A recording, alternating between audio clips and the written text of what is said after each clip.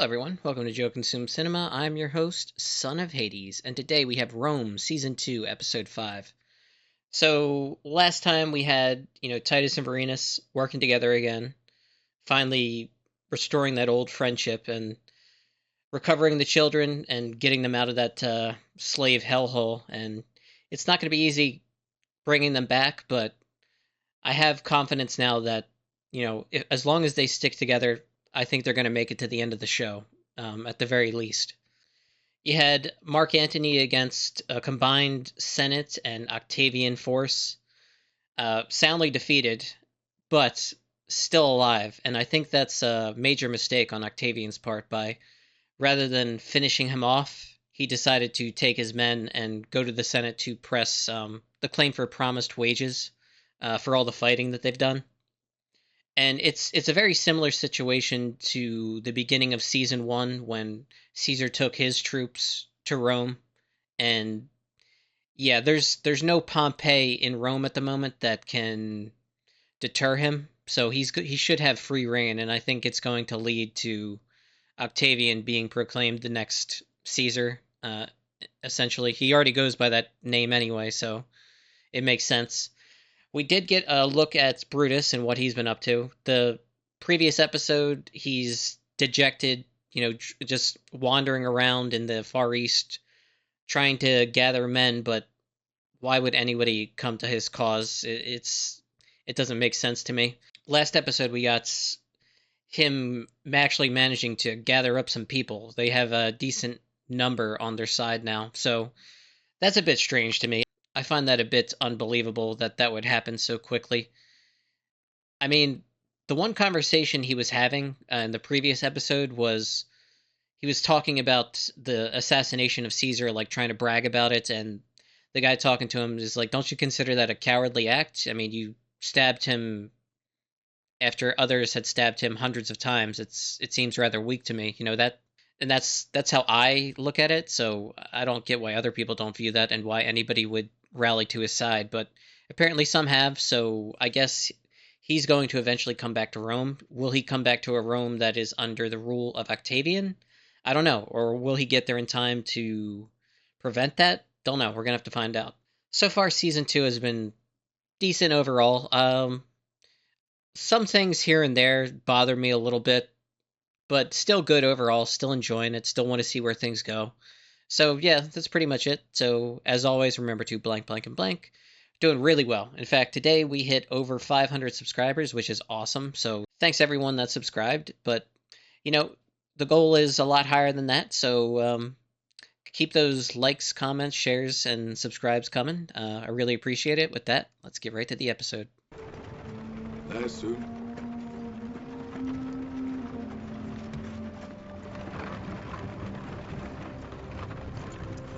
Where can they find respect and dignity now? Where can they live without contempt, Take him any place but there. Lie, you mean? Live dishonestly. We got the old Varenus back. By whose authority do you block the road? By authority of Gaius Octavian Caesar. Not yet. Can't run off without any money. They haven't forgiven him. Octavian's brought his army to Rome. Put up camp yesterday on the field of Mars. 15,000 men. Your boy's a bit aggressive, isn't he? My boy gave your man a whipping. He knows what he's doing. I like that. On behalf of the Senate, we are deeply thankful. The victory is not quite complete. Mark Antony still lives. He still has men. We have had to send Marcus Lepidus and 2 legions north. You wish to be consul? It's a vanity, I know. But I think I deserve it, and it would please my men. You must promise to be guided by my counsel. It is an office of high complexity. And I am well aware of my inexperience. I will not utter a word without your advice, your consent. It's an interesting game they're playing. They know enough not to trust one another, but they still feel like they need one another. Like a child playing at grown-ups. I think Cicero underestimates him a bit too much. Oh, shit.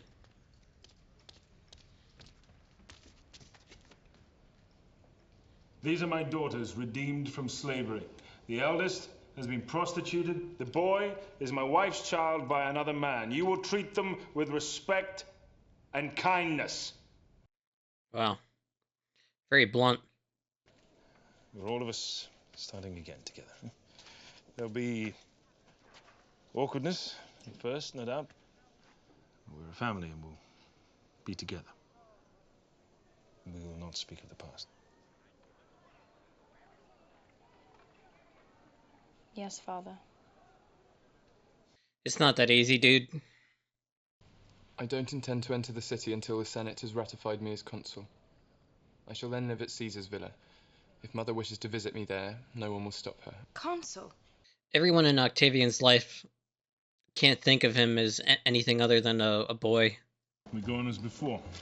Polo second, you're third. Third. Yeah. Whatever you say, Chief. Being captain all these long months, it's only justice, isn't it? If it's justice you're after, brother, you're in the wrong place. Lucius Vorenus. Raise your head, lady. I'm harmless enough. Don't think you can take them away. Lady! Oh, my love, my love, my love, my love. Terrible mother. But I can change, and I will change if you just give me a chance.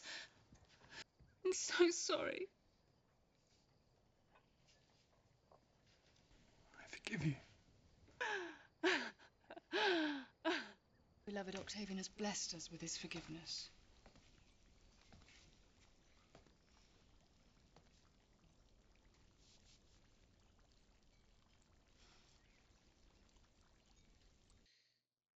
The older daughter had it the worst. And she's very cold and distant. It's understandable. She hasn't forgiven her father. My family back to me. I swear to you that from this day, I renounce darkness and I will walk in the path of light. I've seen better days. Off you go, boys. My men deserted to your side with amazing alacrity. What the hell? Not a single blow struck, yet my camp is empty. Amazing. Yes, I really must write to Cicero and the Senate. It's remarkably generous of them to give me so many fresh troops. I confess I had no idea how popular you are with the rank and file. Strictly speaking, of course, I should kill you. Would you be willing to act as my second in command? That's very generous of you. My friend asks you to understand that he remains under loyal oath to the man up north. Huh.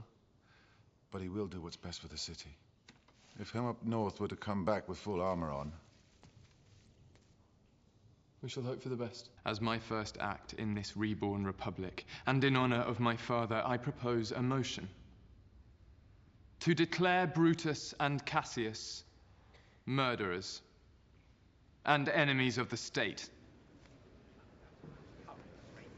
Cicero did not see that coming. Brutus and Cassius still have many friends. You will split the chamber, the unity of the Republic. Step away from my chair. Yep, he knows he's screwed up now. Who will tell my legions, who love Caesar as I do, that that is not murder? Oh, his army is in the city.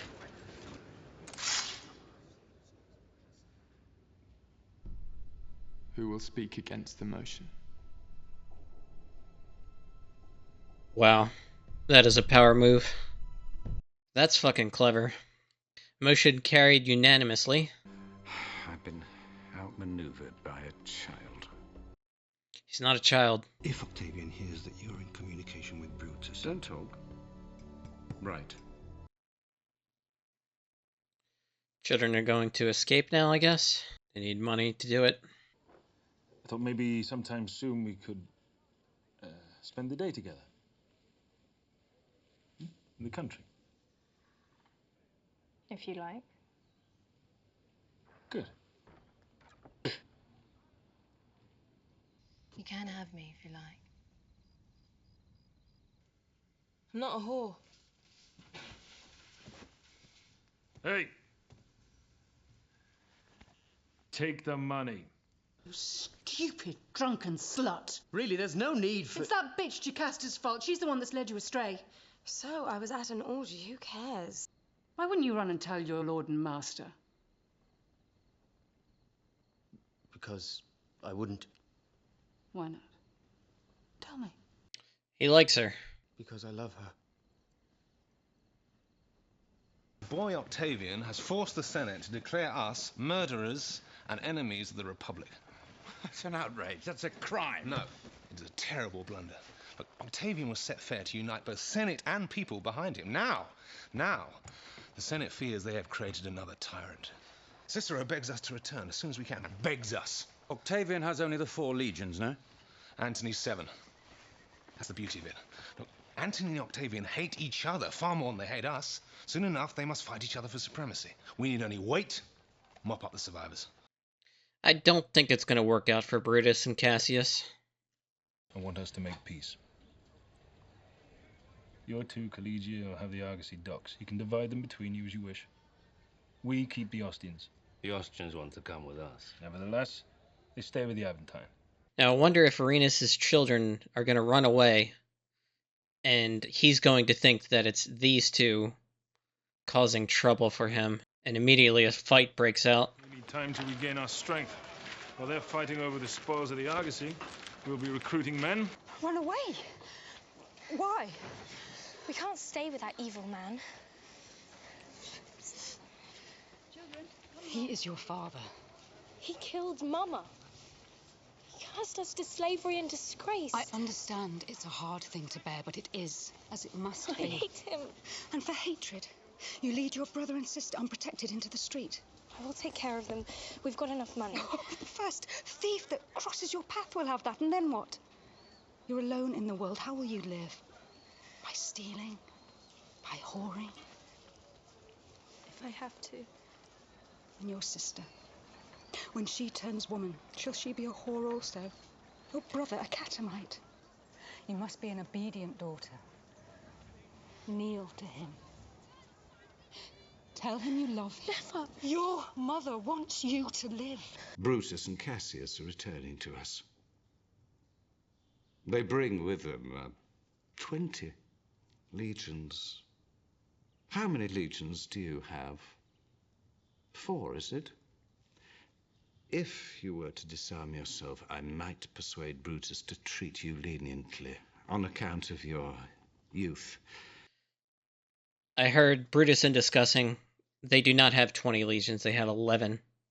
Now granted, it's still a lot more than his 4, but it's not unwinnable if he holds Rome. 20 legions, eh? He exaggerates the number, I expect. Yeah. Could ally with Mark Antony. It'd be kind of a difficult sell to Octavian, but it's doable. Through Atia. Perfect. Someone died. Servilia thinks everything's going her way again. My dear son. Is this an envoy from Octavian? Or Atia? Very nice. I'm not sure about the beard. He took his army with him too. Very nice.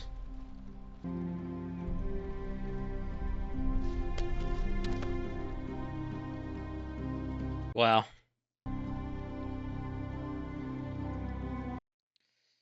Things changed quickly in this show. That smells delicious. Thank you, Father. I hope you like it.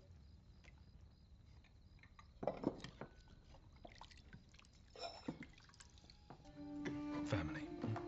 Family.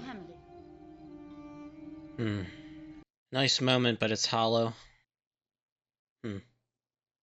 I guess that's like their version of crossing your fingers. Like, I don't mean this. Okay, took some time to gather my thoughts. That was the best episode of Season 2, easily. This was really, really good.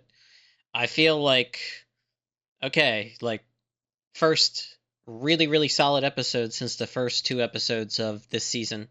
And yeah, just a lot of cool things in the mix.